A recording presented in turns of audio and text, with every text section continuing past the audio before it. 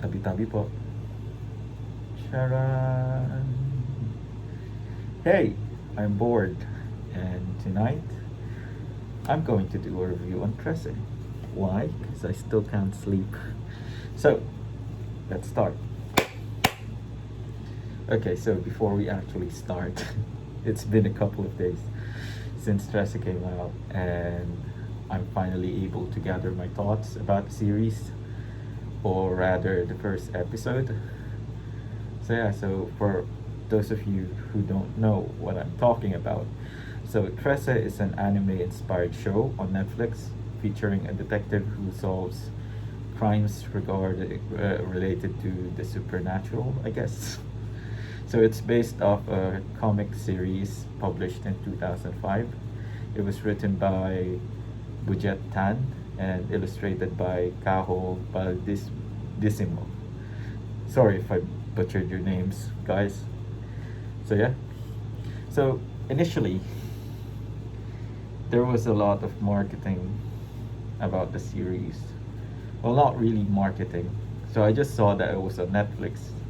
And I wasn't really that interested because I'm a prick. But after watching the trailer, I had some interest because it was really cool seeing your city in an anime, and you're like, oh, I know that place. And also, they had a really good marketing campaign, which got me hyped for it. And yeah, I'm also a huge fan of myths and folklore and whatnot. And for years, I've read and watched shows about mythology from other cultures. Like, okay, so it's mostly Greek mythology actually. So, shout out to all the Percy Jackson fans out there. Hey. So anyway, this is one of the few times that Filipino mythology is put under the spotlight, and I must say, it's not that bad. It's actually pretty good.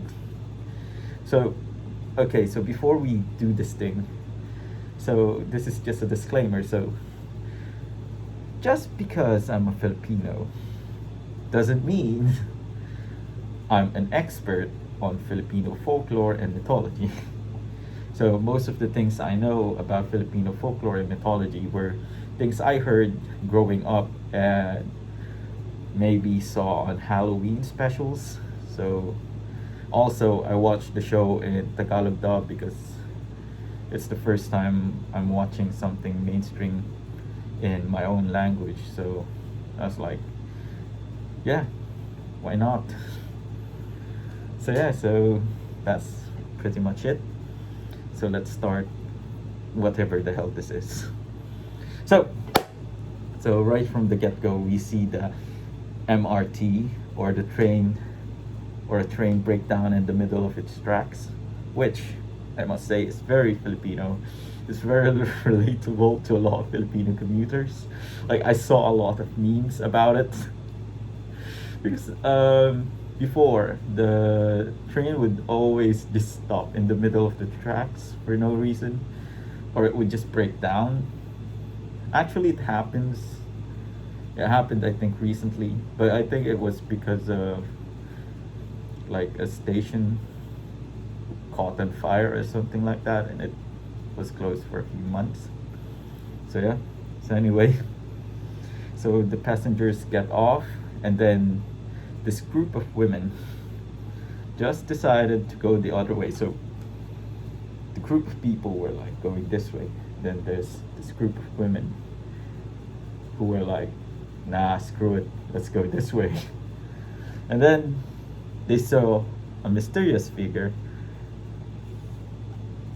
out there, and they were like, hey, let's go towards that mysterious figure thing. It's not creepy at all. And that's pretty much how you get killed in those types of situations.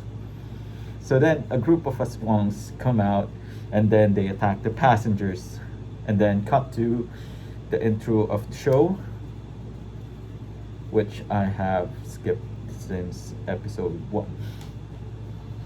So, oopsies. So actually, when I was writing the script for this one, for this episode, I was like, okay, I'm gonna watch it. So I looked at the intro and it was actually really cool. So it featured some scenes from different episodes.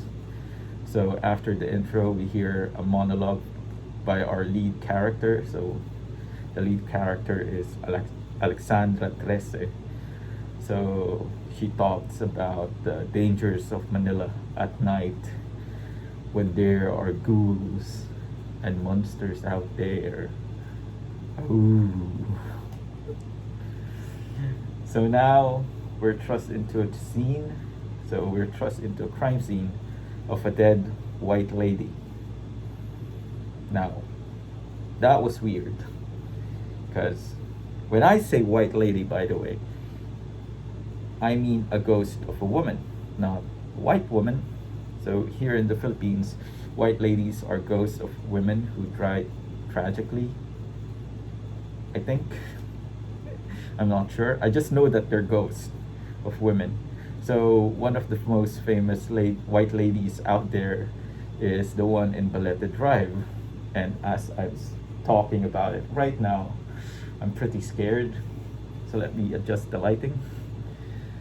So yeah, because I'm a pussy and I don't like talking about ghosts, especially at night, because I get scared and hopefully I don't get nightmares later when I go to sleep. So anyway, so the story goes is apparently there's a white lady there that haunts taxi drivers at night.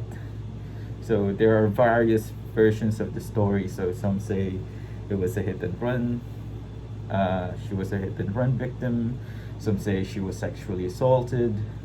So you get the gist. So yeah.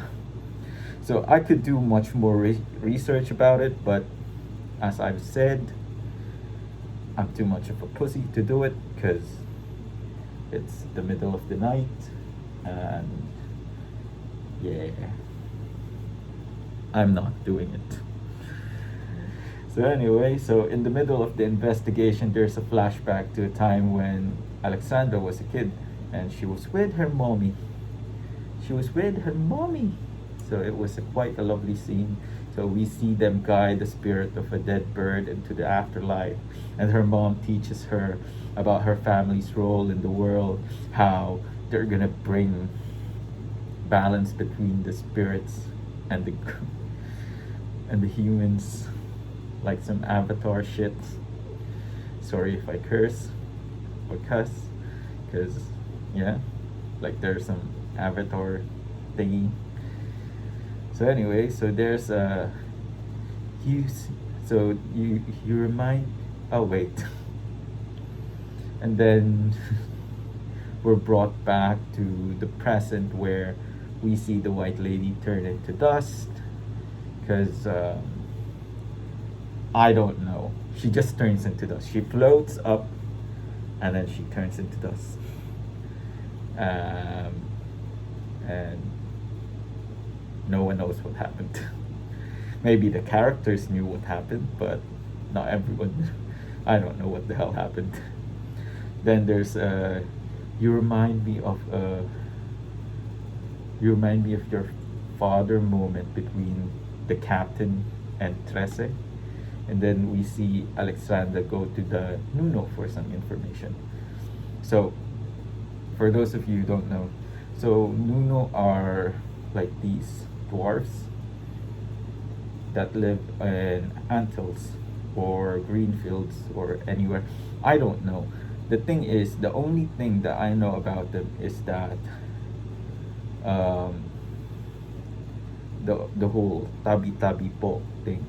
So you say tabi tabi po to whenever you're walking around a green field or an anthill, so you don't disturb the nuno for some reason. And I think it's really cool that they use the expression tabi tabi po to summon the nuno.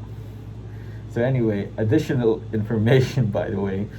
So aside from when you're walking around the green field or there's an anthill, you also say tabi tabi po when you're about to take a piss around the green field.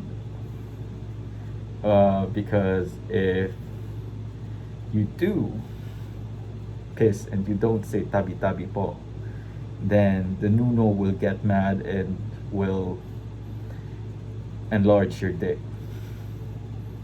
So you don't want that. So yeah. So yeah, that's a weird thing. That's a weird part of the mythology or the folklore. If you piss on a nuno, they will get pissed and then they will make your dick large. So out of spite. So yeah. So yeah, dicks. It's weird that we ended up talking about dicks. So yeah, so speaking of large, so Trese offers the nuno like a giant chocolate. So chocolate is like this chocolate with that tastes like nuts in the Philippines. It's really good. It's a famous snack or something. But dude, the chocolate was just like this big. It usually goes around this size.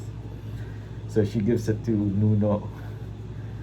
So the Nuno would tell her information about what's happening around Manila, I guess. So yeah. So anyway, the Nuno tells her that the Aswangs are behind it or something, and then she goes to the base, and then she finds a bunch of people locked up by the Aswangs, and of course, there's a huge fight scene. It's really cool. She kills a bunch of Aswangs, and then she saves everyone. So yeah, and then after she saves everyone, the police interviews the victims, and then apparently the mayor is an accomplice to everything. So yeah. So he gets arrested, and then Alexandra goes home, and then she takes a break. So yeah. And then she gets a call from the captain, and that's the end of the episode 1. So yeah. So now I'd like to talk about the whole thing. So why did I watch it in Filipino dub? Because the thing is, obviously I don't want to watch it in Japanese because it would be, I don't know, it would feel weird. I guess the English dub, I initially, okay, so the thing is, there's a huge controversy. Not really a it's not really controversy. It's just like there was a bit of backlash over the casting choice in the Filipino dub. So I wasn't a fan of the whole casting of the Filipino dub. So I was like, okay, I'm gonna watch it in English. And then I saw the English version of the trailer, and I was like, Tabi Tabi Po. And I was like, okay, I'm not gonna watch that. And then I decided to like watch the Filipino dub, and it was like Tabi Tabi Po. And I was like, okay. So the thing is, the weird thing about the English version is, so I think from the trailer, the voice acting was good. Okay? The voice acting was good based on the trailer. Just the trailer. Just the trailer. But the thing is, when they were speaking some Tagalog phrases like Tabi Tabi Po or Nuno or some other stuff, it was just weird because they had like this really thick accent when they were saying those words, and I was like very uncomfortable about it. So yeah, so I was like, okay, I'm gonna watch the Filipino dub of the trailer. And then I was like, okay, it's decent, so might as well. So that's why I actually watched it in the Filipino dub. So yeah. So now let's talk about the controversial part. So the casting of Liza Soprano. What do I think of it? I think her casting. Okay, so the thing is, I think it would have been. It would be nice if they offered it to an actual voice actor. Yeah, but the thing is, it's like a new project about a new mythology and folklore that's not that famous. So they needed some star power to promote the show, and Liza is one of the biggest stars here in the Philippines. So I guess Liza didn't. I guess they needed the marketing for that, her for marketing reasons. But the thing is, Liza was actually pretty decent. Although there's something weird that I'd have to say. Okay, I don't hate Liza. Okay, I don't hate her performance. However, there are times when she's speaking in English or saying names that feels weird to me. Okay, like it just like I'd be super into the show. I'd be watching. I actually saw the whole 6 episodes in one sitting, or one. Like I was just lying down in bed, to be honest, like the whole morning. So yeah. So anyway, back to Liza. So the whole thing with Liza is Liza did a good job, okay? But the thing is, there were times when I'd be super into the scenes, and then she'd say a word in English or call someone's name or say the name of a place like Manila. Like she says it like rich kid. Like it's very accented. It sounds. It doesn't sound like it would come from her character. Like it sounds out of her character. Because the thing is, Trese probably didn't go to Alexandra probably didn't go to school. For example, okay, so the main examples I can think of is when she said Manila. So she said Manila. It should be Manila, or something like that. I don't know.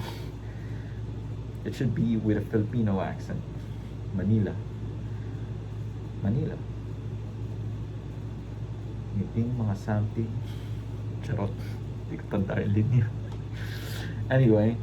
And then but if you're an English speaker, you probably won't notice it. You'd only notice it if you're from the Philippines or you know how to speak Tagalog. And then there's Alexandra. She says it as Alexandra, but her dad would say Alexandra. So you'd assume that she pronounced her name the same way because she grew up with her dad, and everyone calling her Alexandra instead of Alexandra, right? So that's I guess something she can improve on, the Filipino accent when it comes to speaking English words or places. But I don't know, maybe it's a direction by the director. I don't know. But to me, when she spoke English words or said a name, it was just kind of weird and out of character for me. But overall, her voice acting was pretty good. Yeah, it fit the character, and yeah, I really enjoyed the show. So that's it for episode 1. I'm sorry if this video is really long. It's just me talking. I don't have a decent laptop. I don't have any equipment with me. So I just video myself and then just upload it, and then hope for the best. So yeah. By the way, excuse me, I broke the oops. So yeah, that's it for me tonight. Stay safe and take care, and bye bye.